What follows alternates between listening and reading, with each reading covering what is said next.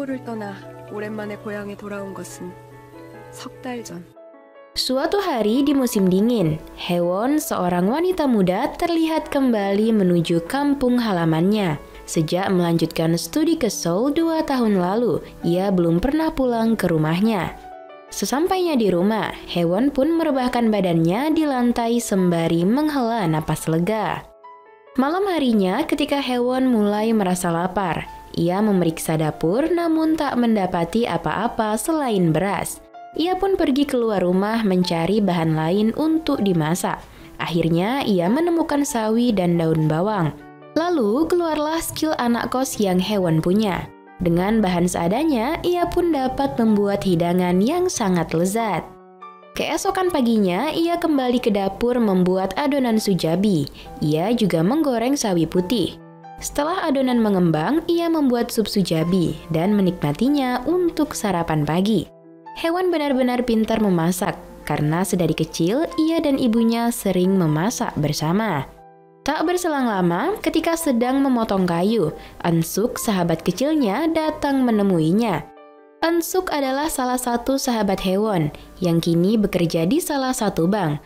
Eun-suk sering mengeluh tentang hidupnya yang membosankan. Di saat berbincang-bincang, Eun-suk menyinggung alasan Haewon pulang ke desa. Ia mengatakan kalau Haewon sedang melarikan diri dari masalah, sama seperti dulu saat mereka kecil. 아픈 곳만 콕콕 집어내는 친구가 있다. 은숙이가 그런 애다. Ya, kehidupan Haewon di Seoul memang tidak menyenangkan. Haewon bekerja sebagai penjaga toko sembari mempersiapkan diri untuk ujian calon guru dan hanya makan makanan cepat saji di sana. Dan satu lagi, kemungkinan Haewon pulang adalah ia tidak lulus ujian, sehingga ia memutuskan untuk healing ke desa. Eun-suk juga menyinggung tentang Jae-hee, satu lagi sahabat mereka yang kini sudah menetap di desa setelah pulang dari Seoul. Di malam harinya, Haewon yang sedang terlelap tidur terganggu oleh suara berisik di luar rumahnya. Ia teringat perkataan ibunya dulu bahwa itu adalah babi hutan. Haewon ketakutan dan berusaha menghubungi orang untuk menemaninya.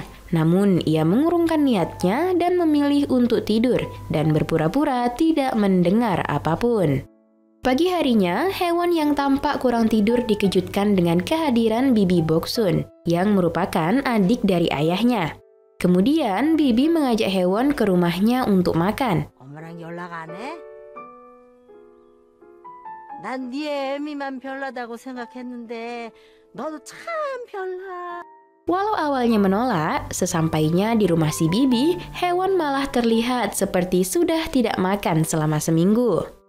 Kembalinya dari sana, ia mendapati Jae-hee telah berada di rumahnya.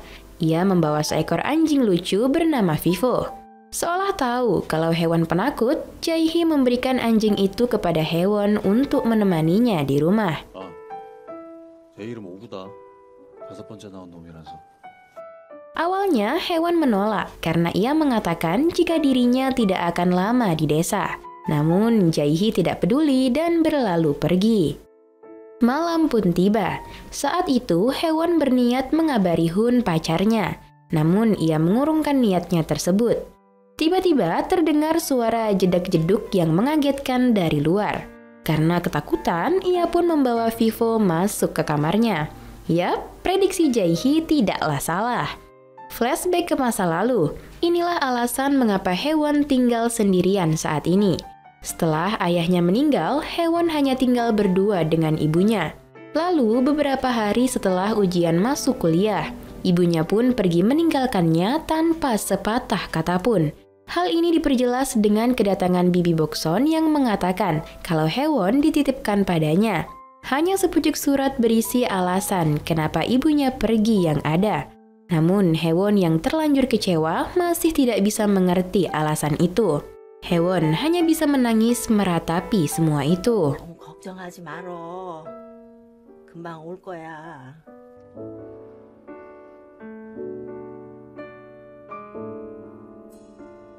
Keesokan harinya, ia mendapat surat yang berisi pernyataan jika ia lulus masuk kuliah, dan kabar itu membuatnya senang.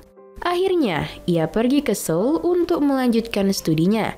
Dalam benaknya terpikir jika ia harus sukses dan membuktikan kalau ia tidak membutuhkan ibunya. Namun pada akhirnya saat keadaan tidak selalu seperti apa yang ia bayangkan, ia malah kembali ke desa dan berharap bahwa ibunya juga akan kembali. Kembali ke masa sekarang, Mbak Chef Renata, Haewon sedang membuat adonan kue beras ditemani oleh Eun-suk.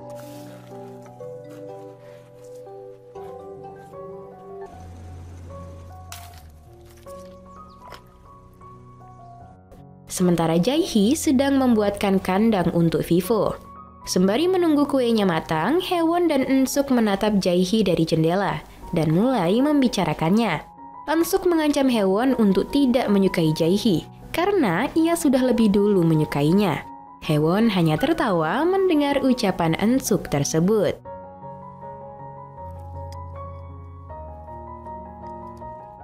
Malam harinya saat ingin pulang, Eun-suk meminta Jae-hee mengantarnya pulang.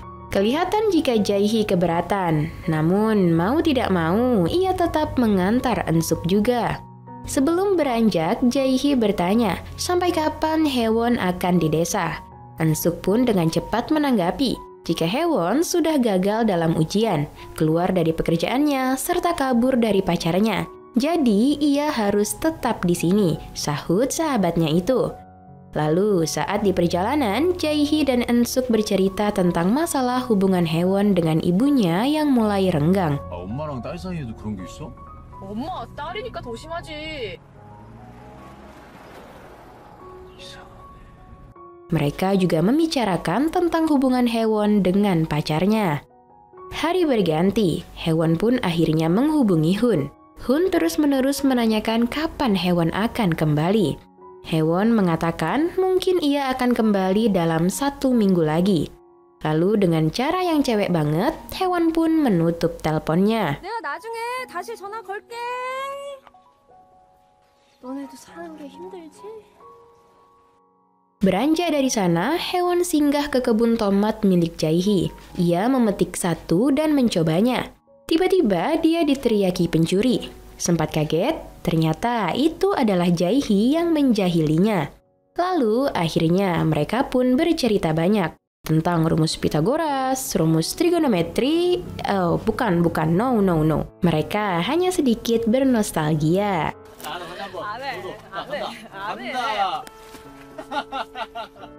Scene berganti di rumah Haewon. Terlihat dia sedang mengapak kayu. Dari sini kita bisa menilai jika Haewon mulai terbiasa dengan keadaan desa. Setelah berkeringat, lebih baik minum alkohol, sahut Haewon. Ia akhirnya membuat makgeolli atau arak beras yang biasa dibuat ibunya saat malam di musim dingin. 긴 겨울밤, 엄마는 간혹 막걸리를 만들어 먹곤 했다. 맛없어. Setelah araknya jadi, Haewon mengundang teman-temannya untuk menikmati arak beras itu. Alhasil mereka menjadi mabuk, terutama Jae-hee yang minum terlalu banyak menyebabkan ia mendumel tentang dirinya yang sangat senang menjadi petani. Haewon lalu membandingkan dirinya dengan Jae-hee.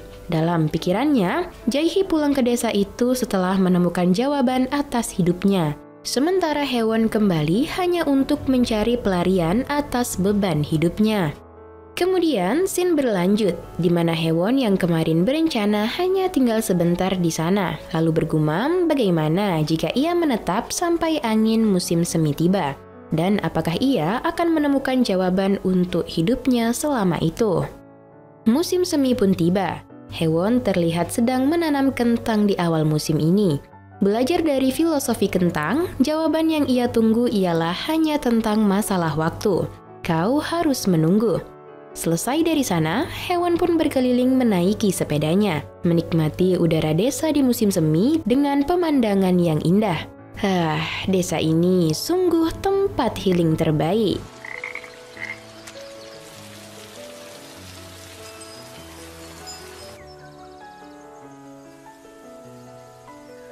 Waktu berlalu, hari berganti, dan dia masih dipelukan orang lain. Ops, no. Oke, tanaman kentang Haewon sudah mulai tumbuh, menjadikan semangat baru untuknya. Ia berpikir tidak ada waktu untuk bersantai lagi.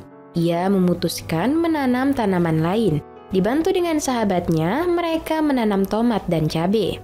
Walau Jae-hee dan Eun-suk sempat bertengkar karena Eun-suk tidak tahu cara menanam, yang membuat Jae-hee sebagai petani geram melihatnya. Karena kesal mendengar dua sahabatnya itu bertengkar, ia menyuruh mereka pulang. Selanjutnya, untuk makan siang kali ini, Haewon memasak spaghetti yang ditaburi seledri, keju, dan bunga-bunga yang cantik. Wait, bunga? Serius bakal dimakan? Entah karena lapar atau memang doyan, Haewon terlihat sangat menikmatinya. Haewon beranggapan kehidupan desa sangat menyenangkan, walau ada juga bagian tidak enak. Ya, biasalah ketika para ibu-ibu di sana menanyai soal kehidupannya yang membuat ia kesal. Ketika ia membeli bahan dapur tapi tokonya selalu tutup karena pemiliknya pergi ke kebun.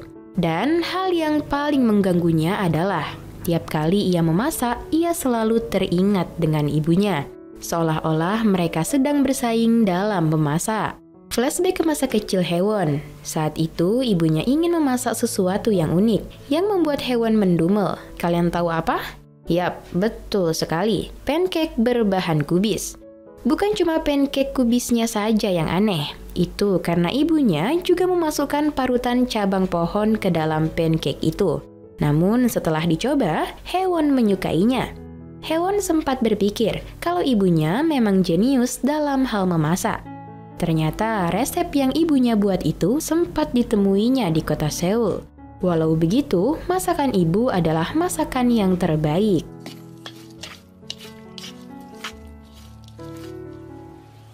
Lanjut, di sela menikmati sarapannya, tukang pos datang mengantar surat.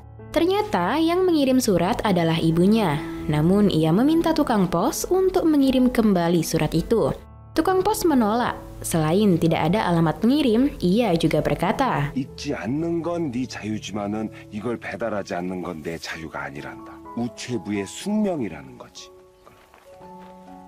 Scene berpindah. Setelah capek menanam padi, Jae-hee dan Haewon pun beristirahat. Di sana, Haewon bercerita kepada Jae-hee jika ibunya mengirim surat, yang membuatnya kesal karena surat itu hanya berisi cara membuat roti kentang.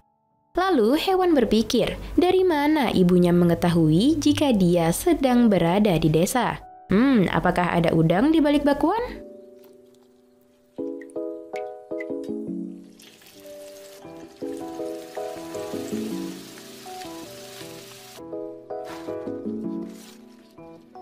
Musim berganti. Tampaknya Haewon mulai betah di desa. Terlihat ia sedang membersihkan pekarangan sayuran di bawah teriknya matahari di musim panas. Sengatan matahari tampaknya bikin emosi. Belum lagi ditambah rumput yang terus-menerus tumbuh, sama seperti kekhawatirannya. Scene berganti. Haewon pergi ke tempat kerja Eun-suk untuk ngadem. Di sini Haewon bercerita kalau Eun-suk dan Haewon sedang bertengkar karena hal sepele. Eun-suk yang selalu mengeluh tentang pekerjaannya, dan Haewon menyarankan dirinya untuk berhenti saja. Ya, karena hal ini, Eun-suk marah sebab Haewon tidak menyemangatinya, namun malah menyuruhnya berhenti. Eun-suk merasa Haewon tidak peduli kepadanya.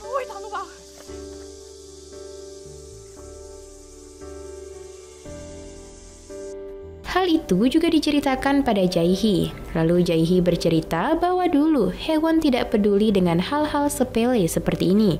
Namun ini bukanlah hal sepele, sebab Haewon juga pernah mengalaminya dulu. Ia teringat ke masa kecilnya saat Haewon mengadu kepada ibunya ketika ia dibully. Akan tetapi jawaban ibunya membuat Haewon kecil marah karena ibunya tidak mengerti apa yang ia rasakan. Lalu Haewon kecil duduk murung di depan pintu.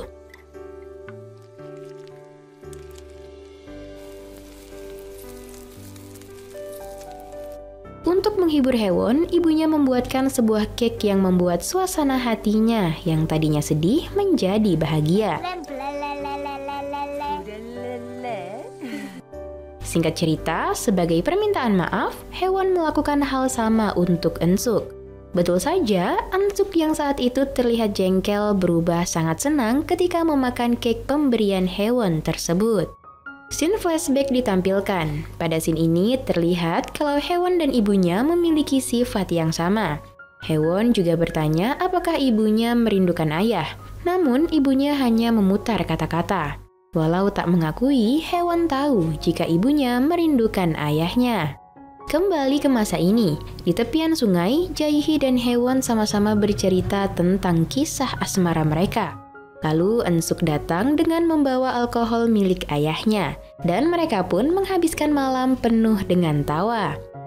Teringat kata-kata dari Jae-hee dan hari-hari yang dilewatinya di desa, Haewon pun memutuskan untuk mengakhiri hubungan dengan pacarnya. 내가 여기로 떠나온 게 아니라 돌아온 것이라고 했다는 거.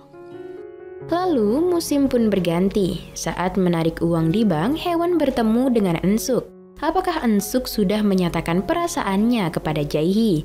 Namun bukan wanita namanya jika mereka hanya memberi kode, lalu berharap si pria yang peka.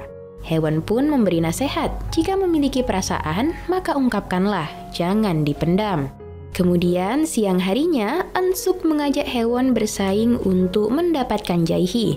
Meskipun Haewon sebenarnya bingung maksud Eun-suk apa, tapi di saat yang sama, Jae-hee tiba-tiba lewat bersama mantan pacarnya. Melihat itu, Eun-suk patah hati dan kesal. Ia merasa tidak bisa bersaing dengan gadis kota itu. 여친은? 갔어? 그런 여친에게 제안은 나 좋아하는 사람이 생겼어. Lanjut cerita, Haewon mengunjungi Jae-hee di kebun apel milik keluarganya. Saat ia di sana, kata-kata yang dilontarkan Jae-hee sempat menusuknya. Karena menyibukkan diri tidak akan menyelesaikan masalah. Haewon tidak marah, karena perkataan Jae-hee memang benar. Selama ini, ia memang terlalu menyibukkan diri agar ia tidak kepikiran masalahnya. Ia lari dari masalahnya sendiri. Keesokan paginya, sawah bibi Bokson dilanda badai, dan akhirnya Haewon membantu bibinya untuk membenarkan padi-padi tersebut. 아이고, 하늘이 하는 일을 우리가 뭔 수로 대적하겠어. Usai dari sana, ia pergi ke kebun Jae-hee dan melihat kebunnya itu rusak juga karena badai. Haewon bertanya kepada Jae-hee, apakah Jae-hee tidak merasa kesusahan bertani seperti itu. Jae-hee menjelaskan kalau Jae-hee sudah menemukan apa yang ingin ia lakukan. Menurutnya, ini adalah jalan ninjanya. Dan sebelum Haewon pulang, Jae-hee memberikan apel padanya, yang katanya tidak jatuh walau terkena badai. Saat di rumah, Haewon teringat saat bertengkar dengan ibunya, karena Haewon sangat ingin pergi ke kota. Dalam surat yang ditulis ibunya ingin melakukan hal yang tidak bisa ia lakukan dulu. Dan alasan mereka tidak pindah ke kota lagi adalah ia ingin saat Haewon terpuruk, Haewon memiliki tempat untuk pulang. Alam, masakan, dan cintanya pada Haewon telah menjadi rumah kecil bagi ibunya. Itulah kenapa ibunya pergi, karena Haewon juga akan pergi meninggalkannya. Ibunya mengajarkan Haewon bahwa rumah bukanlah tentang bangunannya, namun tentang siapa yang ada di dalamnya. 나도 나만의 작은 숲을 찾아야겠다. Akhirnya Haewon memutuskan kembali ke kota saat musim dingin, tepat setahun setelah ia kembali ke kampung halamannya. Ia membalas surat terakhir ibunya dengan keyakinan bahwa ibunya akan pulang suatu hari nanti, sama seperti dirinya saat ia datang kembali ke desa itu. Haewon pergi tanpa mengatakan kepada siapapun. Ia hanya meninggalkan surat di pintu rumahnya. 이 편지 먼저 보는 사람이 오구와 닭 돌보기. Eun-suk kesal sekali karena Haewon pergi tanpa mengatakan apa-apa. Namun Jae-hee berkata jika Haewon pergi, pasti untuk kembali. 오래 남을 줄 알았더니 눈 깜빡할 사이에 도망쳐버렸어. 통장에 스쳐 지나간 월급 같은 년. Benar saja, setelah melewati hari-harinya di Seoul, saat musim semi tiba, Haewon pun kembali pulang. Jae-hee dan Vivu juga telah menunggu Haewon untuk pulang. Ia pun kembali berkeliling desa menggunakan sepeda, menikmati suasana desa yang asri. Dan ketika kembali ke rumah, ia melihat pintu rumahnya sudah terbuka. Kemudian ia tersenyum lebar. Pada akhirnya, dia dan ibunya benar-benar telah menemukan jalan untuk pulang. Dan dengan begitu, film pun tamat. Little Forest, film yang rilis pada 2018 besutan Im Sun-ri adalah film yang diadaptasi dari manga karya Daisuke Igarashi. Diperankan oleh aktor Kim Tae-ri, Ryu Jun-yeol, Moon Soo-ri, dan Jin Ki-ju. Inti cerita film ini adalah kembalinya seorang gadis desa yang lelah dengan kehidupan kota dan memutuskan untuk berlibur sejenak ke kampung halamannya di pedesaan. Dia gagal dalam hal apapun, maka dari itu untuk mencari jati dirinya di masa depan, dia merehatkan jiwa, raga, dan pikirannya di kampung. Pesan moral dari film ini adalah, lari dari masalah tidak akan menyelesaikan apapun, dan sejauh apapun kakimu melangkah, kalian harus tahu kemana kalian harus pulang. Film yang mendapat nominasi Blue Dragon Awards 2018 ini akan memanjakanmu dengan visual yang menarik, teknik editing serta sinematografi yang bagus. Little Forest mampu menampilkan gambaran 4 musim di Korea dengan apik. Satu hal yang membuat Little Forest makin seru adalah cara pihak produksi menampilkan adegan-adegan Song Hye-won saat sedang memasak. Dalam film ini, selain bertani dan berkebun, kegiatan lain yang dilakukan oleh Song Hye-won selama di desa adalah memasak. Dan masuk pada penilaian, UBR Entertainment memberi rating 7,6. Like dan share ke teman-teman tersayangmu agar mereka juga ikutan nonton film keren ini. Dan jangan lupa subscribe channel UBR Entertainment. Kamsahamnida, bye-bye!